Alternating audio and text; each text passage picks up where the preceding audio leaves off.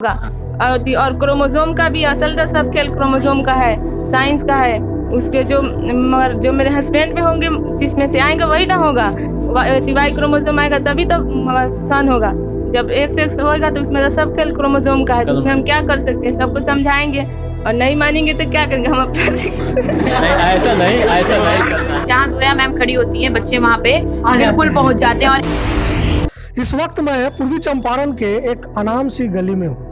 हिंदुस्तान में करोड़ों ऐसी गलियां हैं जो अनाम है, लेकिन इन्हीं अनाम गलियों में कुछ ऐसे लोग हैं जो काम करते हैं, नाम नहीं करते हैं, सिर्फ काम करते हैं। ऐसे ही एक काम करने वाली नाम है जोया रहमान। इन्होंने क्या किया है इनसे जानेंगे और बीच बीच में बताएंगे कि इनका काम इस अनाम गली को आने वाले समय में एक बहुत बड़ा नाम, बहुत बड़ा मुकाम देने वाली है। रहमान क्लासेस, ये कब शुरू किया, क्यों शुरू किया, कैसे शुरू किया, क्या अनुभव? जी सर, रहमान क्लासेस को मैंने 2015 में शुरू किया था, लेकिन मेरा 12th क्लास का पहला बैच 2016 में गया। और जब मैंने स्टार्ट किया था तो उस वक्त मुझे खुद बहुत लोग नहीं जानते थे और मुझे खुद भी नहीं पता था कि ये इतना अच्छा प्रोग्रेस करेगा। शुरुआत मैंने 10 या 15 बच्चों से की थी, लेकिन हमारे सेशन के बीच में ही हमारे पास 60-70 बच्चे हुए। और जब रिजल्ट हुआ 12th क्लास का तो बहुत ही बेहतर रिजल्ट हुआ और बहुत ही अच्छा प्रदर्शन रहा बच्चों का। और उसके बाद से समझिए किसी प्रचार की, किसी प्रसार की कोई ज़रूरत नहीं पड़ी, बच्चे खुद जुड़ते गए। और अब तो ऐसे लेकिन सवाल है कि जब आपने ये शुरू किया तो आपको क्या मुश्किलों का सामना करना? जी, मुझे मुश्किलें आई। मुझे पहली मुश्किल तो ये आई कि मुझे लोग यहाँ पे जानते नहीं थे, तो एक नए चेहरे पर भरोसा कर पाना गार्जियंस के लिए थोड़ा मुश्किल था। यहाँ पर पहले से काफ़ी प्रोफेसर्स और टीचर्स थे जिनका कोचिंग संस्थान चलता था। तो उसी बीच में मैंने एक खामोशी से अपना प्लेटफॉर्म डाला। उस वक्त भी मैंने स्टार्टिंग में भी कोई प्रचार, कुछ भी ऐसा इश्तहार वगैरह नहीं दिया। देखिए, अभी तक आपको लग रहा होगा कि एक इंडिविजुअल सक्सेस की स्टोरी है, लेकिन ऐसा नहीं। इसमें जोया जैसी हजारों जोया है जिनके सक्सेस की कहानी अभी आपके सामने परत दर परत खुलेगी। सही बात है। तो आइए आपके क्लास में चलते हैं, पहले वहीं बैठ कर बात करते हैं। ये हमारा क्लास है, ये रहमान बायोलॉजी क्लासेस। जी, ये रहमान बायोलॉजी क्लासेस, ये रहमान हमारा टाइटल है।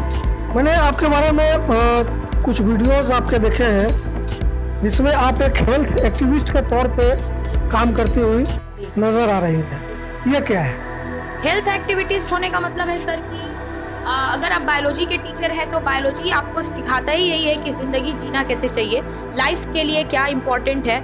और एक छोटे बच्चे से एक बड़े और एक बड़े से एक बूढ़े तक का जर्नी टोटल कंप्लीट बायोलॉजी है। तो अगर आप अपने हेल्थ को लेकर मतलब एक्टिव हैं या अपने हेल्थ को लेकर जागरूक हैं तो 100% बात आती है कि आप अपने हेल्थ को बहुत अच्छा रख सकते हैं। और आपका हेल्थ अगर अच्छा होगा तो आपके आने वाली जनरेशन का हेल्थ अच्छा होगा, आपके आने वाली पीढ़ी भी मजबूत होगी अगर पेरेंट्स मजबूत है तो इसी कॉन्सेप्ट को लेते हुए मैंने हेल्थ को सुधारने के लिए बच्चों को काफ़ी, क्योंकि हमारे बच्चे यंग एज में हैं तो उनको गलत तरह की चीज़ों की एडिक्शन वगैरह लग जाती है, तो उसको सुधारने की मैंने पूरी कोशिश की है कि हमारे बच्चे जो हैं अगर किसी गलत संगत क्या कोशिश की है इस तरह से? क्या मैंने उनको हेल्थ के रिलेटेड समझाया कि हेल्थ के लिए अच्छा खाना पीना तो ज़रूरी है ही, लेकिन उसके साथ अगर तुम किसी तरह का सिगरेट स्मोकिंग या टोबैको च्यूइंग कर रहे हो तो तुम्हारे सेहत के लिए ये ख़राब होगा।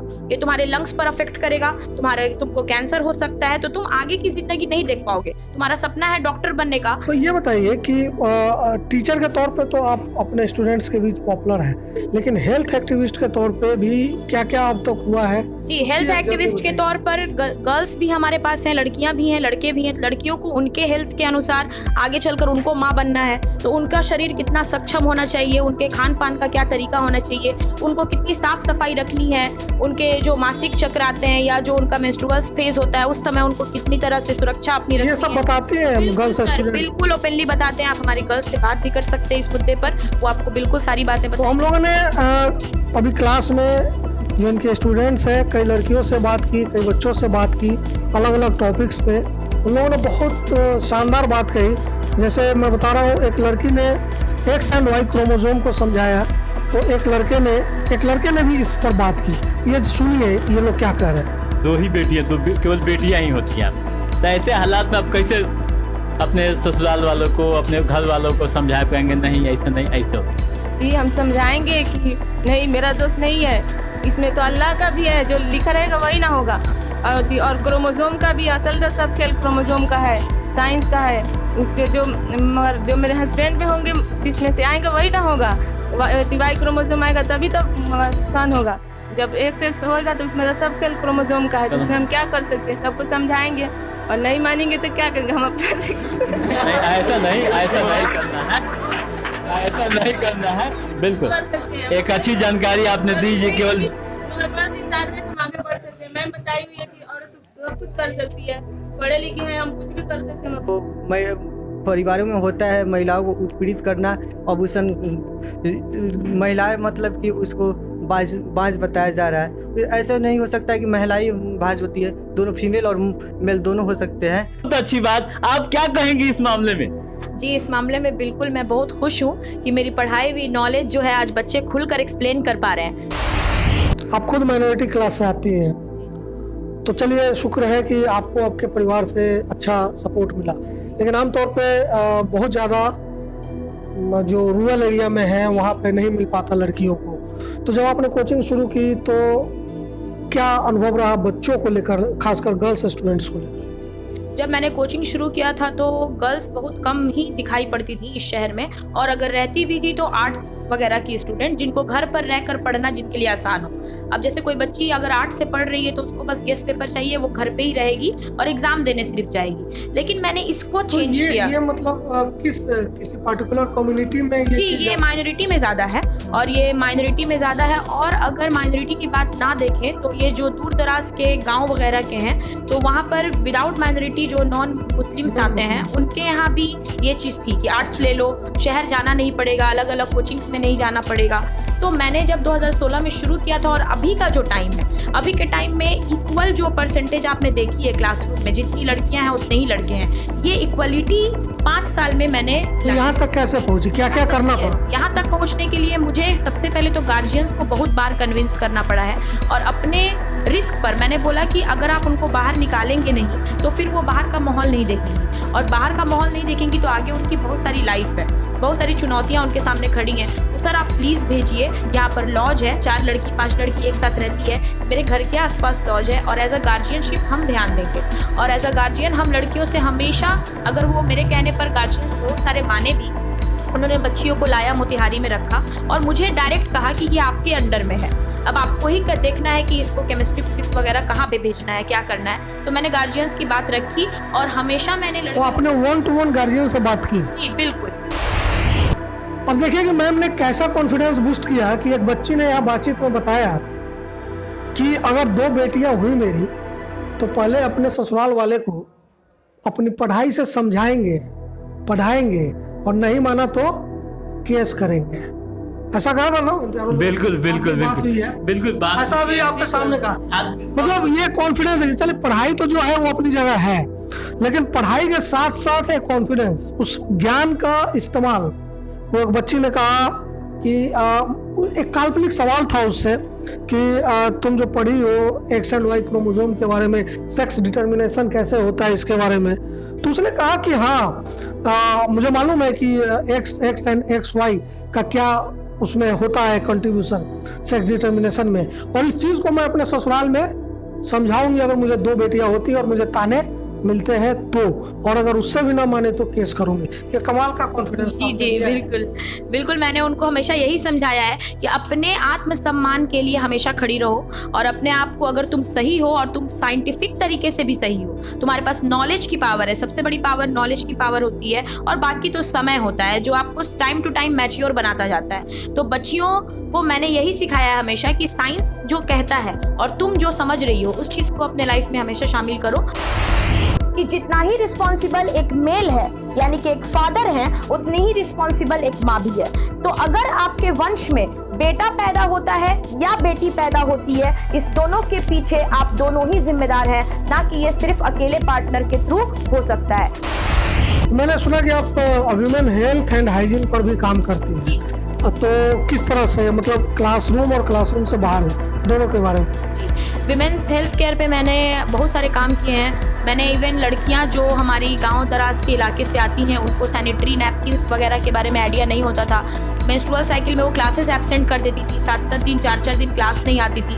पूछने पर बताती थी कि मैम मेरा तबीयत ठीक नहीं था इसलिए क्लास नहीं आती थी। इवन वो खुलकर बता भी नहीं पाती थी कि इशू क्या है। लेकिन मैंने उनको उस हिसाब से समझाया कि ये ज़िंदगी भर का है।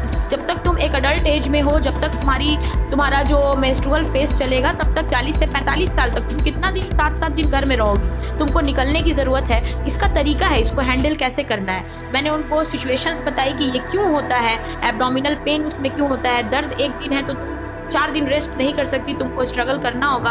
और मैंने उनको जो प्रॉपर तरीका है, सैनिटरी मेथड है, वो सिखाया। ये सब बात आप क्लासरूम में भी बताते बिल्कुल हैं? ओपनली तो लड़के भी होते हैं? तो लड़के भी होते हैं सर, और लड़के काफी डिसिप्लिन के साथ इस चीज को सुनते हैं। और मैं यही कहती हूँ हमेशा कि ये लड़का लड़की की बात नहीं है, ये एक सामाजिक बात है। तुम्हारे घर में तुम अगर आज लड़का हो तो तुम्हारी कल को बेटी होगी, तुम्हारा वंश बढ़ेगा, तो वो तुमसे इस तरह का रिलेशन रहना चाहिए कि तुमसे हर बात खुलकर शेयर कर सके। ये नहीं कि मेरे पापा हैं तो इनसे हम ये बात नहीं शेयर कर सकते। पूरा खुल के पढ़ाते हैं कि तुरंत क्लास में ही समझ में आ जाता है। मैम हम लोग को एक टीचर की तरह नहीं बल्कि एक फ्रेंड की तरह समझाती है। हम पढ़ाने के साथ साथ हम लोग साथ इमोशनली अटैच हो जाते हैं। मैम जो बच्चा कम बोलता है उसके ऊपर भी ध्यान देती है, और जो कमजोर होता है उसको सपोर्ट करती है। My ma'am is so best because their teaching style is so unique. होकर जितना खुल के पढ़ाती है ना, उतना जेंट्स हम जहाँ तक गए हैं वहाँ पे अभी हमको नहीं मिला। इसलिए मैं बार बार कह रहा हूँ कि वाकई बिहार बदल रहा है। इस बदलाव को देखने के लिए आपको बिहार की अनाम गलियों में आना पड़ेगा। हब में नहीं जाइए, हब में जाएंगे तो कंफ्यूज हो जाएंगे।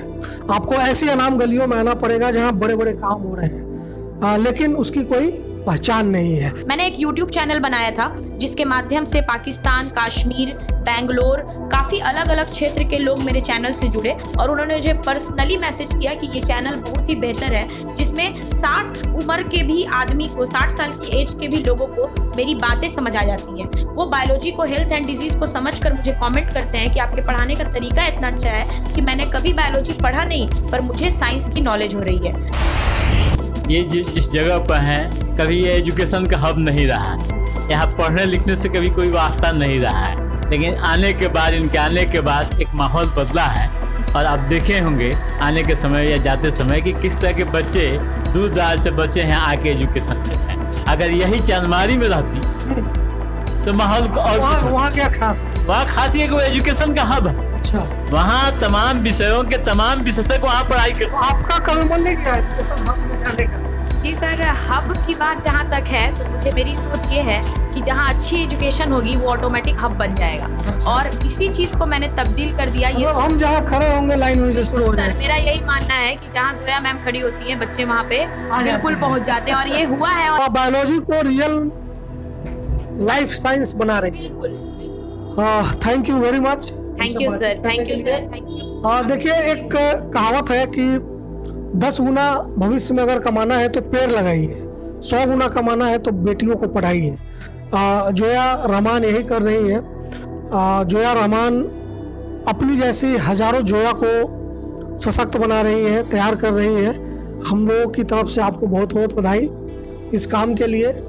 तो यही है, देखते रहिए फाइनल पोस्ट। जोया रहमान जी को बधाई दीजिए, क्योंकि ये टायर 3 टाउन की एक ज़बरदस्त रोल मॉडल लड़कियों के लिए बन चुकी है। ये अलग बात है कि चूँकि ये अपना प्रचार प्रसार ज़्यादा नहीं करती तो लोगों को नहीं पता, लेकिन हम चाहेंगे कि ज़्यादा से ज़्यादा लोग इनके बारे में जानें। देखते रहिए फाइनल पोस्ट। नमस्कार।